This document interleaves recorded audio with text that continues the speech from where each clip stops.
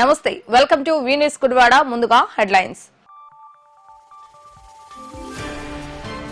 SC వర్గీకరణకు వ్యతిరేకంగా నేడు గుడివాడలో భారత్ బంద్ నిర్వహించిన వర్గీకరణ వ్యతిరేక కమిటీ సభ్యులు పెద్ద ఎత్తున రోడ్లపై బైక్ ర్యాలీ నిర్వహించి బంద్ కు సహకరించాలని కోరిన మాల మహానాడు నేతలు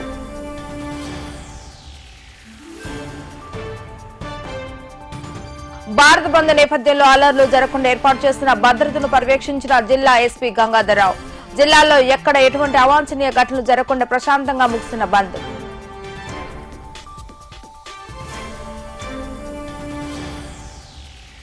గుల్జర్ చౌక్ మసీద్ అవకతవకలు జరిగాయంటూ తెలిసి తెలియక అవాస్తవాలు మాట్లాడుతున్నారంటూ మండిపడ్డ ఇబ్రహీం వచ్చే శుక్రవారం మసీదులో లెక్కలపై చర్చలకు రావడానికి తాను సిద్ధంగా ఉన్నానంటూ సవాల్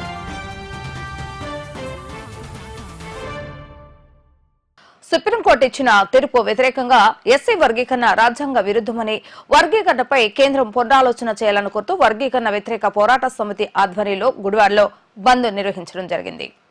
అంబేద్కర్ వాదుల ఆధ్వర్యంలో పట్నంలోని ఆర్టీసీ బస్టాండ్ వద్ద బస్సులను కదలనివ్వకుండా నిరసన కార్యక్రమాలు చేపట్టడంతో ఆర్టీసీ డిపోల బస్సులు ఎక్కడికక్కడ నిలిచిపోయాయి. ఈ సందర్భంగా అంబేద్కర్ వాదులు వర్గీకరణ వ్యతిరేక పోరాట సమితి సభ్యులు మాట్లాడుతూ సుప్రీంకోర్టులో వచ్చిన తీర్పు వల్ల ఎస్సీ కులాలు ఇచ్ఛిన్నమయ్యే పరిస్థితులు ఉన్నాయని వారు ఆవేదన వ్యక్తం చేశారు. నేడు శాంతియుత వాతావరణంలో బంద్కు పిలుపునిచ్చి వర్గీకరణ వ్యతిరేకంగా నిరసన కార్యక్రమాలు చేపట్టడం జరుగుతుందని ఇప్పటికైనా కేంద్ర ప్రభుత్వం వర్గీకరణ విధానాన్ని వెనక్కి తీసుకోవాలని పునరాలోచన చేయాలని కోరడం జరిగింది. విద్యా సంస్థలు వ్యాపారాలు ప్రజలు స్వచ్ఛందంగా తమకు సహకరించి బంద్ను జయప్రదం చేస్తున్నందుకు ధన్యవాదాలు తెలియజేశారు. ఈరోజు ఎస్సీ వర్గీకరణ వ్యతిరేకంగా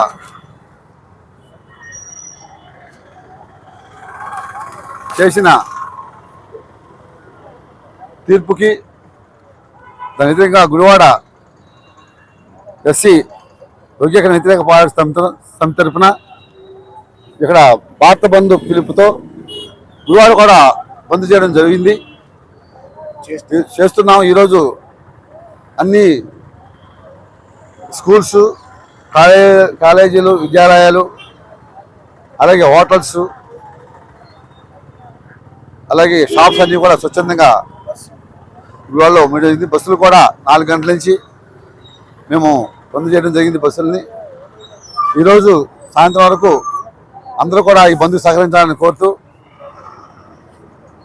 ఈ యొక్క బంద్కు ఇచ్చేసిన మన మాల మిత్రులందరికీ అలాగే బహుజన మిత్రులందరికీ వర్గీకరణ వ్యతిరేకవాదులందరికీ మా జై బంద్ తెలుపుతున్నాం.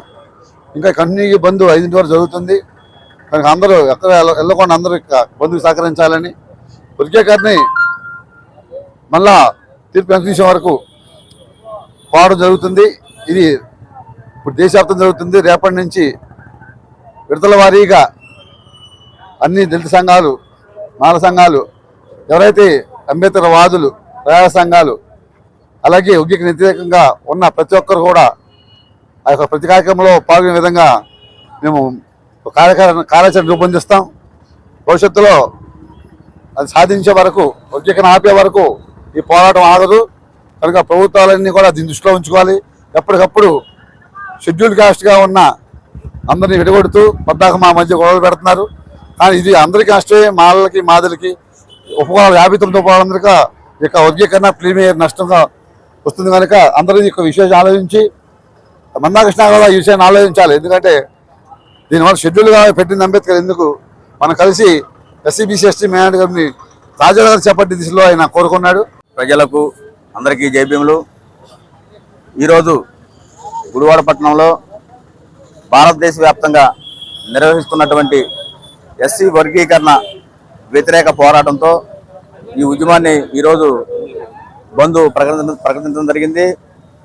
అదేవిధంగా ఈ దేశంలో ఉన్నటువంటి మనువాదానికి డాక్టర్ బాబాసాహెబ్ అంబేద్కర్ యుద్ధానికి జరుగుతున్నటువంటి పోరాటం. ఈ పోరాటంలో మనువాదులు చేసినటువంటి కుట్రలకు ఉన్నటువంటి ఫస్ట్ ఎస్సీ వర్గాలు వీళ్ళే విచ్ఛిన్నమైపోయి ఈ సమాజంలో ఎస్సీ వర్గాలనే అంతం చేయడానికి మనువాదులు చేస్తున్నటువంటి కుట్ర. దీనివల్ల ఎస్సీ సామాజిక వర్గాలు 59 వర్గాలు మొత్తం ఇబ్బందుల్లో పడే ప్రమాదం ఉందని చెప్పి మేము దీనికి వ్యతిరేకంగా ఈరోజు ఎస్సీ వర్గీకరణ పేరు మీద మేము దీన్ని బంద్ని నిర్వహిస్తున్నాము.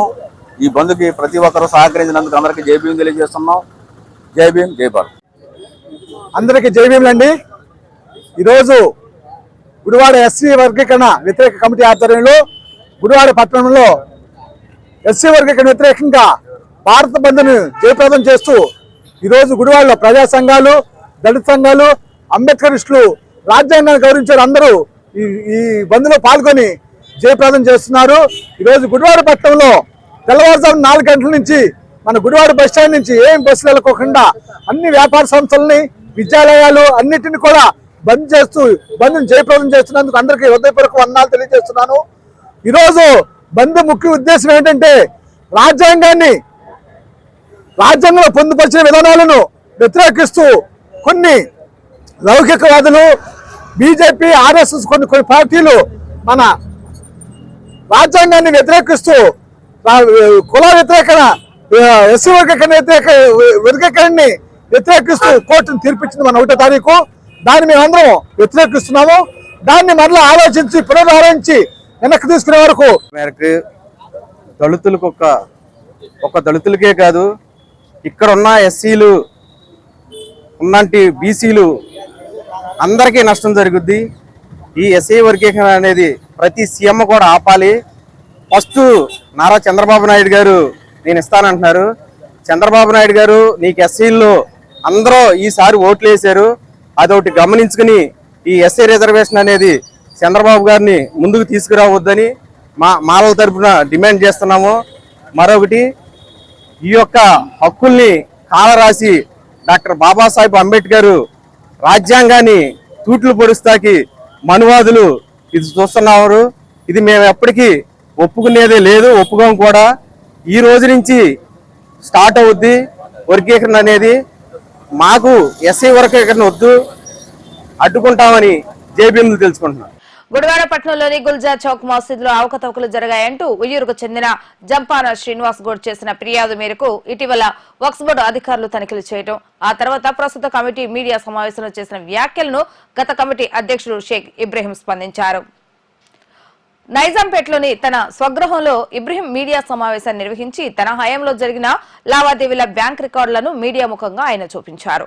ఈ సందర్భంగా ఇబ్రహీం మాట్లాడుతూ గుల్జార్ చౌక్ మసీద్ వ్యవహారంలో ప్రస్తుత వైకాపా కమిటీ పూర్తి అసత్య ప్రచారాలు చేస్తుందని, నిరాధార ఆరోపణలు తాను ఖండిస్తున్నట్లుగా ఆయన చెప్పారు. కనీసం జనరల్ బాడీ సమావేశం కూడా లేకుండా గత డిసెంబర్ నెలలో అప్పటి వైకాపా ప్రభుత్వం దొంగచాటుగా కమిటీని వేసిందని, ఆ కమిటీ వేసిన విషయాన్ని కూడా తమకు మార్చి నెలలో తెలియజేశారని ఇబ్రహీం తెలియజేశారు. వారిచ్చిన సమాచారాన్ని మేరకే మసీదు తాళాలు ఇచ్చామని, రికార్డులపై అనుమానాలుంటే ప్రశ్నిస్తే తాము అప్పుడే సమాధానం చెప్పేవారమని అన్నారు. తనపై వచ్చిన ఆరోపణల నుండి నా నిజాయితీని నిరూపించుకోవడానికి నేను సిద్ధంగా ఉన్నానని, శుక్రవారం మసీదుకు వచ్చి రికార్డులను అందరి ముందు ఉంచుతానని, తనపై ఆరోపణ చేసిన వారిలో ఎవరికైనా దమ్ముంటే రికార్డులను తనిఖీ చేసుకోవచ్చని ఇబ్రహీం సవాల్ చేశారు. ఈ మీడియా సమావేశంలో పలువురు మైనార్టీ పెద్దలు, గుల్జార్ చౌక్ మసీదు దుకాణ లీజుదారులు పాల్గొన్నారు. డబ్బులు వ్యవహారం అంటారా? మీకు చూపించా ఫోటో స్టాట్లు బ్యాంకులో వేసినట్టు. ఈ మేము ఒబ్బోటి వాళ్ళకి ఆల్రెడీ అడిగామండి. మా దగ్గర 12 లక్షలు మిగిలిన షాపుల పని అయిపోయింది, కోర్టుకు వెళ్ళారు ఎవరో మహానుభావుడు. ఆ కోర్టుకు వెళ్ళిన తర్వాత మా దగ్గర డబ్బులు ఉండటం మంచి పద్ధతి కాదు, మమ్మల్ని ఏం చేయమంటారని అడిగాం. అప్పుడుండా సిఓని, అప్పుడుండా ఇన్స్పెక్టర్ని అడిగితే వాళ్ళు ఏం చెప్పారంటే మసీద్ పని ఏమన్నా ఉంటే చేసుకోండి అన్నారు. ఈ మసీద్కి పని ఏం లేదు సార్ మేము చేస్తానికి, నూర్ మసీద్కి ఉంది అన్నారు. నూర్ మసీద్కి ఉంటే మీరు కమిటీ వాళ్ళు మీటింగ్ వేసుకొని మసీద్లో తెలియపరిచి ఆ మసీద్ పని పూర్తి చేసుకోండి, మాకు ఎట్టాటి అభ్యంతరం లేదు అన్నారు. ఆ రెండు ఒకటేనండి. కమిటీ వేస్తాం కూడా దానికి దీనికి కలిపి ఒకటే కమిటీ. మేము 15 ఏళ్ళ నుంచి చేస్తున్నాం సార్ అదే కమిటీ. ఇప్పుడు ఎక్కిన వాళ్ళు కూడా చేస్తున్నారు 2 ఏళ్ల నుంచి. అదే కమిటీ రన్ అవుతుంది 2 మసీదులకి. మేము గ్రాంట్లు కూడా 2 మసీదులకి కలిపి తెచ్చింది కూడా గుల్జార్ చౌక్ మసీద్కి వాడాం అప్పట్లో. దానికి వాడారు కాబట్టి మీరు ఈ గ్రాంట్ దీనికి వాడుకోండి అన్నారు వాళ్ళు. మేము ఏది ఒబ్బోడోళ్ళకి కన్సల్ట్ చేయకుండా ఏది ఏ లెటర్ లేదండి. కాకపోతే వాళ్ళు లెటర్ ఇవ్వనన్నారు. నేను లెటర్ అడిగా, ఎందుకంటే మీరు అక్కడ చేసుకోమంటున్నారు, ఎవరైనా రేపు అభ్యంతరం చేస్తే మా పరిస్థితి ఏంటి సార్ అని. అట్లా మేము లెటర్ ఇవ్వమండి, మీరు చేసుకోండి, మీ కమిటీ ఇష్టం, మీరేమన్నా చేసుకోవచ్చు అని చెప్పారు. అది ఒకటి. ఈ 12 లక్షలు తినేసామన్న దానికి డిపాజిట్లుగా నేను ఫస్ట్లో అడిగినప్పుడు 40,000 కాడికి ఇచ్చారండి షాపులోళ్ళు. కావాలంటే ఉండారు, అడగండి. వాళ్ళు 40,000 కాడికి ఇస్తే 6 లక్షల చిల్లర అయింది. 6 లక్షల చిల్లర తీసుకెళ్ళి నేను బ్యాంకులో వేసా. బ్యాంకులో వేసి ఆ డబ్బులు ఆ షాపులకి వాడా. షాపులకి వాడిన తర్వాత నాకు బిల్లు వచ్చింది. 5 లక్షలు ఒకటి, 7 లక్షలు ఒకటి బిల్లు వచ్చింది. 12 లక్షలు అయింది. ఆ 12 లక్షలు అయినప్పుడే ఒక్కోటోళ్ళతో కన్సల్ట్ చేశాను నేను, ఏం చేయమంటారని. వాళ్ళు నూర్ మసీద్కి వాడమన్నారు, వాడాం. ఇది రేకుల షెడ్డు అప్పట్లో. ఇవాళ బ్రహ్మాండమైన శిలాదేశం. కృష్ణా జిల్లాలోనే నెంబర్ 1 మసీదు గుల్జార్ చౌక్ మసీదు, 2వ మసీదు నూర్ మసీదు. గుల్వాల్లో రికార్డ్ సృష్టించాం మేము. సందాలు వసూలు చేయలేదు సార్, ఇది ఒబ్బోట్ డబ్బులతో చేశాం. కానీ సందాలు ఇస్తానంటే మేము మాత్రం ఎవరిని కాదనలా. మా పుణ్యం గురించి ఇస్తున్నామంటే తీసేసుకొని ఆ డబ్బులు కూడా దానికి వాడి ప్రతి నెల రంజాన్కి మేము మసీదులో కడతాం సార్. ఎవరెవరు ఇచ్చింది, ఏం చేసింది, ఆ వివరణ ప్రతి రంజాన్లో మేము చూపుకుంటా వచ్చాం. వీళ్ళు ఏంటంటే ఇప్పుడు పార్టీలో కక్ష సాధింపు అనేది ఉంటుంది కానీ ఇట్టా కక్ష సాధింపు ఒకే కమ్యూనిటీలో ఉండి కక్ష సాధింపు అయితే మీరు సాధించాలి. మీ దగ్గర రికార్డులన్నీ తీసుకెళ్ళి వేరే కులం వాళ్ళకి ఇచ్చి వాళ్ళ చేత ఏపిస్తాం అనేది అది పద్ధతి కాదు. బేగ్ గారు, మీరు మీ అబ్బాయిలే చేశారు, ఇది మాత్రం ఆయన చేయలా, మీరు చేయించారు వెనకాల ఉండి. కాబట్టి రేపు శుక్రవారం నేను మసీద్కి మా కమిటీ వాళ్ళు మా కుర్రోళ్ళు వస్తారు. మీ కమిటీ వాళ్ళు అసలు ఎంతమంది ఉన్నారు ఇప్పుడు, అది మీ కమిటీ వాళ్ళు కూడా రావాలి. మొత్తం రిజైన్ చేసేసారు, ప్రెసిడెంట్ రిజైన్ చేశారు. ఇప్పుడు పళ్ళ దిగున మీ బాబు కొడుకులే పాకులాడుతున్నారు. ఆయనేమో ఎంప్లాయ్, మొన్నటిదాకా శశి ఏజెంట్గా చేశాడు ఆయన. సలీం అన్న అతను ఒబ్బొడ్లో, దీంట్లో సారీ ఒబ్బొడ్డు కాదండి, సెక్రటరియట్లో చేస్తున్నాడు ఆయన. ఆ రకంగా ఆయన పోలీస్ స్టేషన్ ఫోన్ చేస్తాం, మాట్లాడితే గొడవ పెడతాం, మా పోలీస్ స్టేషన్ పంపిస్తాం, వాళ్ళని విడిచిపెట్టొద్దని చెప్తాం. ఈయన చిన్న ఆయన ఇక్కడికి వచ్చి షాపుల దగ్గర పెద్ద రంకిలు, టీడీపీ నా కొడుకుల్ని టైల్ చూపించి టీడీపీ నా కొడుకుల్ని లక్షల కాడ నుంచి కోట్లు ఖర్చు పెట్టిస్తాడంట. మాకు పక్కన బాబు ఉన్నాడు మరి పెద్ద ఆయన చెప్పాలి. ఆ కుర్రోడు ఉడుకు రక్తంలో ఉన్నాడు, చెప్పాలి.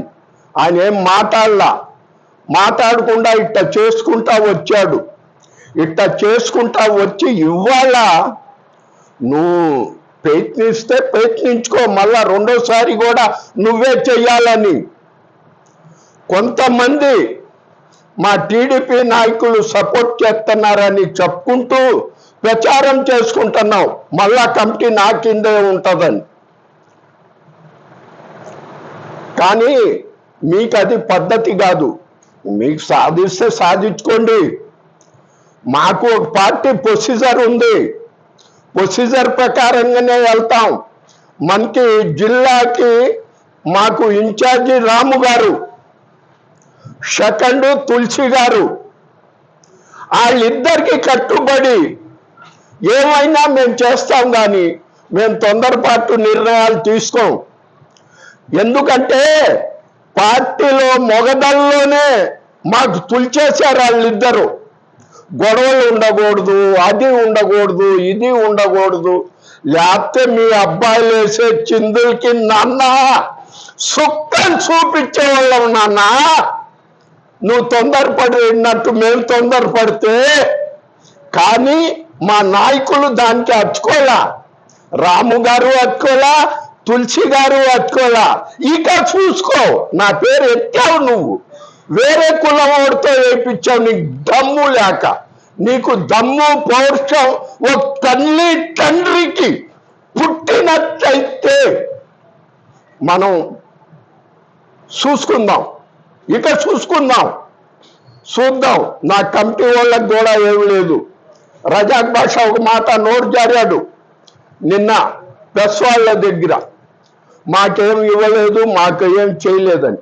నీకు ఎట్టా ఇస్తామయ్యా? నువ్వు దొంగతనంగా కమిటీ వేసుకున్నోడికి మసీదులో అడగాలి, తీసుకోవాలి. మరి తాళాలు నువ్వు అడిగితే ఇవ్వలేదా? నేను అట్లాగే నా రికార్డు కూడా అడిగితే ఇచ్చేవాడిని, నేను కాదనేవాడిని కాదే.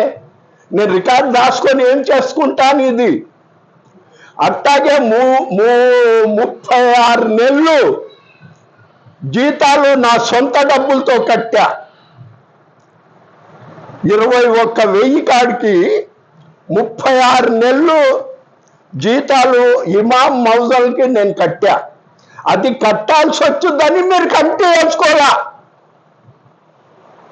లేకపోతే కమిటీ మీ గవర్నమెంట్ మారిన తర్వాత వేసుకోవాలి కదా, వేసుకున్నారా? ఇది ఇవ్వాల్సి వచ్చిందని మీరు కమిటీ వేసుకోవాలా? వేసుకోపోయినా నేను ఉన్నన్నాళ్ళు వాళ్ళు మీ కమిటీ వేసుకున్నన్నాళ్ళు నా డబ్బులు, సొంత డబ్బులు ఇచ్చాను బాబు. అది కూడా మీకు తెలుసుగా నాన్న, తెలీదా మీకు ఈ మాట? అదిగాక మా కమిటీ ఏదో న్యాయం చేస్తుందని మీరు వేసుకున్నారు. న్యాయం చేయండి, మేము అన్యాయం చేయలా. మా టైంలో టీడీపీ వైసీపీ అని షాపుల వాళ్ళకి మేము అద్దెలు వసూలు చేయలా. ఇవాళ మీరు వచ్చిన తర్వాత డిఫాల్టర్ లిస్ట్లో ఉన్న మన సర్దార్ బేగ్ని నోటీస్ అంటించారు. సర్దార్ బేగ్కి అద్దెలు కడతలేదని మేము పిటిషన్ పెడితే ఒబ్బోడోళ్ళు వాళ్ళ దగ్గర డబ్బులు 10,000 సెటిల్మెంట్ చేసుకొని మీరు, ఆడేమో 10,000 అక్కడ తీసుకుంటున్నాడు సప్లీచ్కి ఇచ్చి, మీకు 2,000 కడుతున్నాను నాన్న. అది వైసీపీ పార్టీ వాళ్ళ. టీడీపీ వాడు ఒకడు ఉన్నాడు, ఆడి దగ్గర 1,00,000 వసూలు చేసుకున్నారు. ఆడి దగ్గర మామూలు అద్దె వసూలు చేసి కట్టించుకుంటున్నారు. మరి వీడి దగ్గర ఇదేంటి నాన్న, 12,000 అద్దెకిచ్చి 2,000 మసీద్కి జమేసుకొని 10,000 సర్దార్ బెక్కిస్తావేంటి నాన్న? ఇదేనా మీ కమిటీ న్యాయం? ఆ పక్కనే ఆయన తోళ్ళల్లుడు, ఆయన అంతే. ఆయన పక్కన ఆ తోళ్ళల్లుడు తమ్ముడు, ఆయన స్వయంగా ఆయన సొంత సొమ్ములాగా షాప్ కట్టేసుకుంటున్నాడు ఇప్పుడు పబ్లిక్గా. మరి ఇవన్నీ ఎవరు చేస్తున్నారు నాన్న? పబ్లిక్ చూస్తలేదా? ఇది నేను చెప్పే వార్తలు, నేను చెప్పే ఇది. ఇంకొక మాట లాస్ట్లో చెప్పేది ఏంటంటే, గుడివాడ ముస్లిమ్స్లో ఏ పార్టీ ఓడైనా సరే, అదిగో మీరు చేసిన దాంట్లో 1000 రూపాయలు తప్పు ఉంది, 100 రూపాయలు తప్పు ఉంది అంటే చెల్లిస్తానికి ఇవ్వాలైనా సిద్ధం. నేను లేకపోయినా నా మనవరాలు ఉంటుంది, చెప్పి ప్రాణం వదులుతా నేను. ఎందుకంటే అది మసీద్ సొమ్ము మాకొద్దు. ఆఖరికి 100 కాడ నుంచి 1000 రూపాయలు మీరు చూపించిన గుడివాడలో ఏ పార్టీ మైనార్టీ అయినా సరే చూపిస్తే రేపు శుక్రవారం నేను అక్కడికి వస్తున్నాను గుల్జార్ చౌక్ మసీద్కి. రాండి, ఎవరన్నా లెక్కలు కావాలన్నా మొగోళ్ళు ఉంటే. పేపర్లు వేసా, పాంపులెట్లు వేసా, ఏ మొగోడు రాలా ఇంతవరకు. ఇవాళ వీళ్ళు ముగ్గురు ఏలేద్దామని చూస్తున్నారు. మరి వెళ్తే వెళ్ళండి, మేమేం కాదన్నాం. మీ అందరికీ నమస్కారాలు, నేను ముగిస్తున్నా. ఎస్సీ వర్గీకరణకు వ్యతిరేకంగా నేడు కృష్ణా జిల్లాలో జరుగుతున్న బంద్ ప్రశాంత వాతావరణంలో జరిగేందుకు జిల్లా ఎస్పీ గంగాధరరావు జిల్లాలో విస్తృతంగా పర్యటించడం జరిగింది. ఎప్పటికప్పుడు పోలీసుల వద్ద నుండి సమాచారం తెలుసుకుంటూ ఎక్కడ ఎటువంటి ఘటనలు జరగకుండా ముందస్తు భద్రతలను ఏర్పాటు చేయాలని పోలీస్ శాఖకు జిల్లా ఎస్పీ గంగాధరరావు సూచించడం జరిగింది. తెల్లవారుజాము నుండి ఎస్సీ వర్గీకరణ వ్యతిరేక కమిటీ సభ్యులు రోడ్డు మీదకు ఎక్కి బస్సులను నిలువరించి షాపులను ప్రభుత్వ ఆఫీసులను మోయించి వేస్తున్న సందర్భంలో ఎక్కడ అల్లర్లు జరగకుండా ఉండేలా పోలీసులు అప్రమత్తంగా ఉండాలని జిల్లా ఎస్పీ సూచించడం జరిగింది.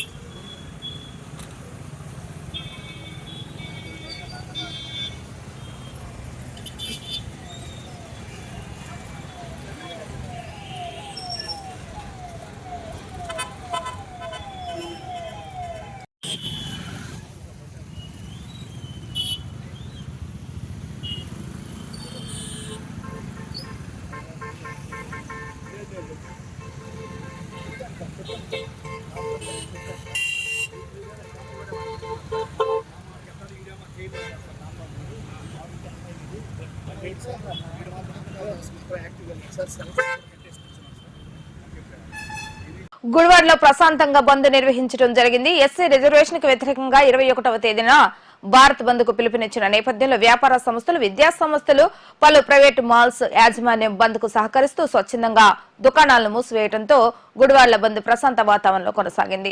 మాల మహానాడు సంఘం ఆధ్వర్యంలో పెద్ద ఎత్తున యువత బైక్ ర్యాలీ నిర్వహించుకుంటూ గుడివాడ పట్టణంలో ఉన్న షాపులను తెరిచిన ప్రభుత్వ కార్యాలయాలను మూసివేయించడం జరిగింది. ఎస్సీ వర్గీకరణ చట్టం వల్ల దళితులలో చీలికలు ఏర్పడతాయని దీనిపై కేంద్రం పునరాలోచన చేయాలని మాల మహానాడు నాయకులు పంతగాని సురేష్ కోరటం జరిగింది. మాల మహానాడు కృష్ణా జిల్లా ప్రెసిడెంట్ ఈరోజు ఆగస్టు 1వ తారీఖున సుప్రీంకోర్టు 7 ధర్మాసనం ఇచ్చినటువంటి ఎస్సీ వర్గీకరణ రాష్ట్రాలకు అధికారం ఉందని చెప్పిన దానికి నిరసనగా భారత్ బంద్ను గుడివాడ నియోజకవర్గంలో మాలల ఆధ్వర్యంలో చేయడం జరుగుతుంది. ఈ కార్యక్రమంలో గవర్నమెంట్ ఆఫీసులు మొత్తం అన్నీ కూడా బంద్ చేయడం జరుగుతుంది. దయచేసి ఎస్సీ వర్గీకరణ ఆపాలని రాష్ట్ర ప్రభుత్వాలకి విజ్ఞప్తి చేస్తున్నాం. మమ్మల్ని కాదని చెప్పి ఆంధ్రప్రదేశ్ ప్రభుత్వం వర్గీకరణ బిల్లుని కానీ ప్రవేశపెట్టాలని చూస్తే ఆంధ్రప్రదేశ్ అసెంబ్లీని ముట్టడిస్తామని గుడివాడ మాల మహానాడు ద్వారా తెలియజేస్తున్నాం. వార్తలు ముగించే ముందు హెడ్లైన్స్ మరొకసారి. ఎస్సీ వర్గీకరణకు వ్యతిరేకంగా నేడు గుడివాడలో భారత్ బంద్ నిర్వహించిన వర్గీకరణ వ్యతిరేక కమిటీ సభ్యులు. పెద్ద ఎత్తున రోడ్లపై బైక్ ర్యాలీ నిర్వహించి బంద్ కు సహకరించాలని కోరిన మాల మహానాడు నేతలు.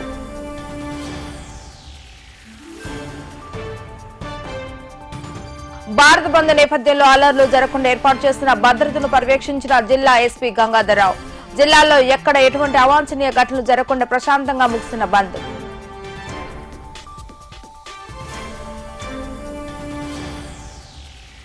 గుల్జర్ చౌక్ మసీద్ అవకతవకలు జరిగాయంటూ తెలిసి తెలియక అవాస్తవాలు మాట్లాడుతున్నారంటూ మండిపడ్డ ఇబ్రహీం. వచ్చే శుక్రవారం మసీదులో లెక్కలపై చర్చలకు రావడానికి తాను సిద్ధంగా ఉన్నానంటూ సవాల్.